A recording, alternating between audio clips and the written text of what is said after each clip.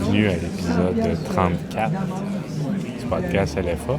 On est à la soirée d'information sur le prolongement de la ligne bleue. Ça s'en vient. Je ne sais pas si c'est la première soirée d'information qui a lieu, parce que c'est pas la première fois qu'on promet le prolongement de la ligne bleue.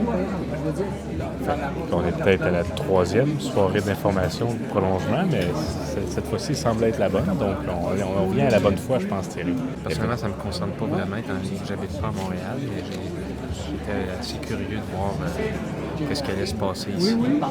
Moi, c'est le prolongement de la ligne jaune. J'espère que j'ai posé une question à propos du prolongement de la ligne jaune pour qu'elle se rende jusqu'à Drummondville. Les médias sont sur place également.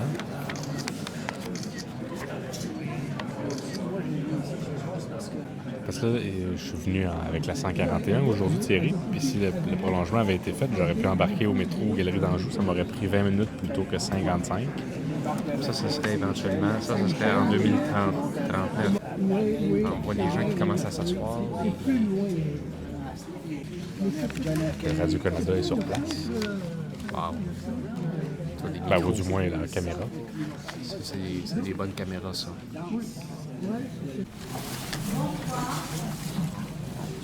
Merci d'être ici en si grand nombre. Je vous souhaite la bienvenue à cette séance d'information de la Société des transports de Montréal sur le projet de prolongement de la ligne bleue du métro de Montréal. Je m'appelle Marguerite Bourgeois. J'ai été nommée présidente de la commission par la STM. Et dans ce rôle, je suis secondée par mes collègues commissaires, M. Joshua Wolf et Radwan Torkmani. Cette consultation s'adresse à vous, les citoyens. Vous avez le droit d'être renseignés sur les projets susceptibles de modifier votre cadre de vie. J'inviterai Mme Maha Knour, directrice du projet principal à la STM, à nous présenter la personne qui l'accompagne en avant et à débuter sa présentation. Bonjour, merci beaucoup. Merci à Mme la Présidente de la Commission et commissaire. Alors, mon nom est Maha Knour, directrice de projet principal de la Société de transport de Montréal, donc dans le bureau de projet du prolongement de la ligne bleue, le projet qu'on vous présente ce soir. Je suis accompagnée de mon collègue, M. Karim Sharif, chef d'équipe d'urbanisme à la Ville de Montréal. Karim va prendre la parole au courant de la présentation pour vous expliquer la vision notamment de la Ville de Montréal. Juste avant que je commence à vous parler de la ligne bleue, vous avez tous reçu un beau crayon à l'effigie du prolongement de la ligne bleue en arrivant tantôt. Alors, la fonction première, bien évidemment, de ce beau crayon, c'est de prendre des notes ce soir. Ça va vous permettre de bien vous préparer pour les séances d'audience. Alors, pour préparer votre mémoire, votre document écrit. Mais une fois l'utilisation complétée, il y a une deuxième fonction à ce beau crayon.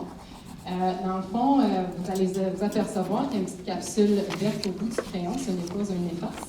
C'est une capsule qui contient des graines de plantes de myosotis. Le myosotis, c'est une fleur bleue. Alors, vous me voyez venir. Quand vous allez planter le crayon, comme vous voyez sur l'écran, vous allez voir fleurir une belle fleur bleue qui représente justement l'arrivée du prolongement du métro dans l'est de la ville de Montréal. Alors, en parlant du prolongement, alors c'est quoi le prolongement de la ligne bleue? Donc, on part de la station, pour ceux qui connaissent le métro, la station existante Saint-Michel, qui est la station terminale de la ligne bleue à l'est, et on prolonge la ligne bleue sur 5 stations pour se rendre à l'arrondissement Anjou. Alors, on rajoute 5 nouvelles stations, un tunnel de métro d'une longueur d'approximativement de 6 km. On parle aussi de plusieurs structures opérationnelles. Donc, pour construire un métro, ça ne prend pas juste des stations, un tunnel et des édicules ou des accès à la station.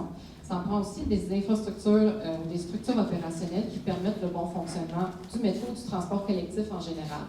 Dans le cadre du prolongement, on parle de 2 terminus d'autobus, on parle d'un stationnement équitatif, un garage de train pour garer les trains métro.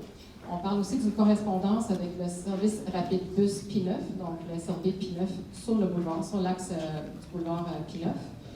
Un centre des services qui, dans le fond, avait des employés du métro qui doivent agir ou intervenir dans le réseau. Un poste d'alimentation électrique qui va assurer l'alimentation électrique du prolongement. On rajoute 5 nouvelles stations, essentiellement aux intersections principales. une nouvelle station P9, Viau, Lacordaire, L'Angelier. Après ça, on retrouve l'axe Pélanger pour aboutir au coin des Galeries d'Anjou, dans l'arrondissement Anjou.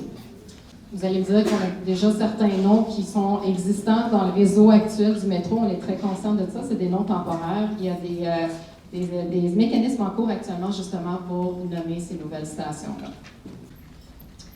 C'est quoi les bénéfices d'un genre de projet d'envergure comme le prolongement de la ligne bleue?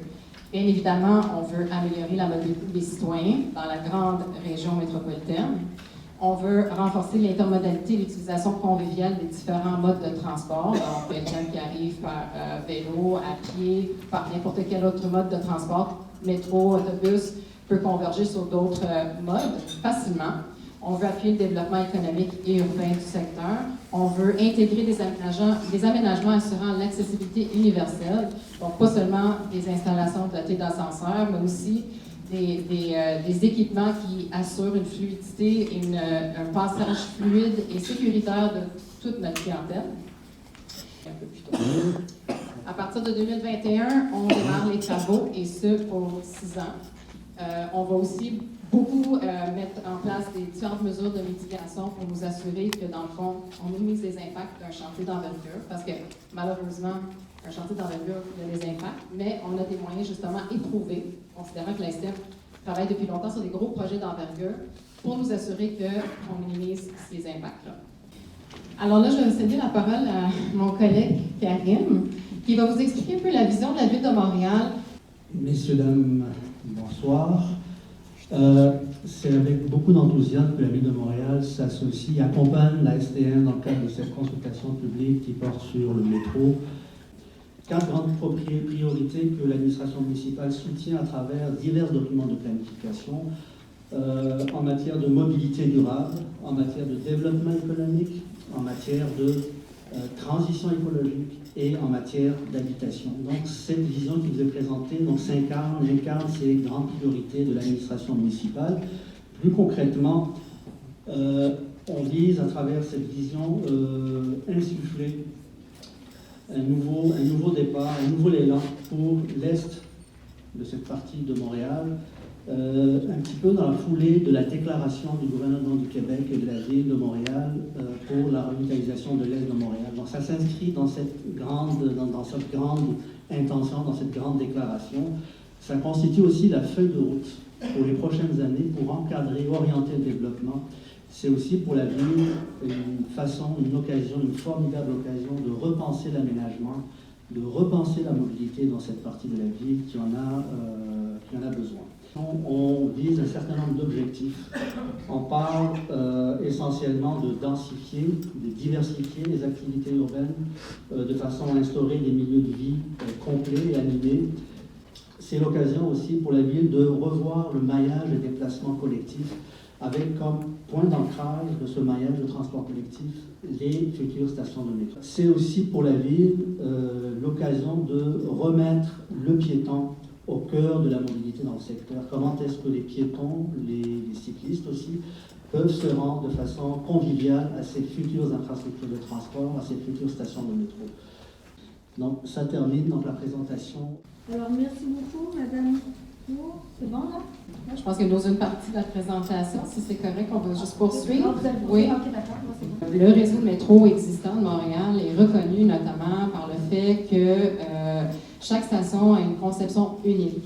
Dans le fond, le réseau de métro de Montréal se distingue à travers le monde, justement, de ce fait, de cet élément-là.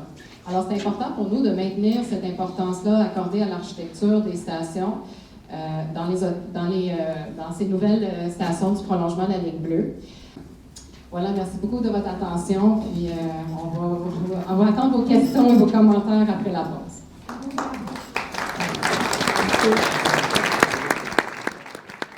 On a Benoît, un autre citoyen concerné. Bonjour. Bonjour. Bonjour. J'avais été à la réunion d'information sur le SRB P9. OK. Là, ça avait chialé, là. Il y avait des gens qui posaient des questions. Moi, je serais curieux de savoir par où vont passer les camions. c'est qu'on va excaver pour faire tous les travaux pour faire les stations. Parce que là, on ne pourra pas faire une île Sainte-Hélène comme la dernière fois. Là. Et d'ailleurs, sur ce, je vous quitte parce que ma boule dans ma tombe. Merci beaucoup de votre participation.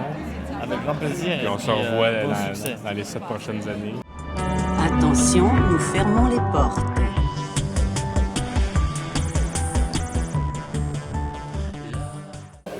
C'était une présentation très intéressante. Je suppose qu'on peut rester dans le lobby de l'hôtel. Oui, je pense que oui. Donc, c'était l'épisode 34. En direction 2026, si on fait encore le podcast, on va faire le podcast en direct de la première ride du prolongement de la ligne bleue. Ça serait une bonne idée, effectivement, Thierry. Oui. Parce que je veux faire un selfie en face de la pancarte ou... Non? Bon. Non.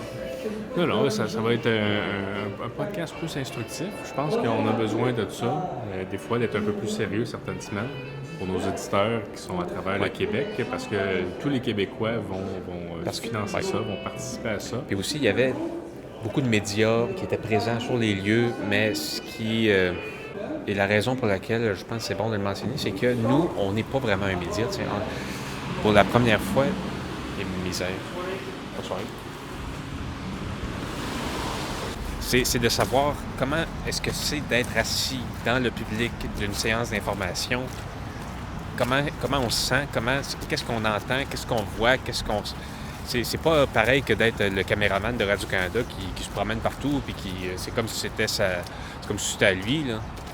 Mais moi, ce que je trouve le plus intéressant là-dedans, c'est qu'en faisant un nouveau métro comme ça, on va planter des arbres, puis je pense que ça, on valorisera jamais assez la plantation des arbres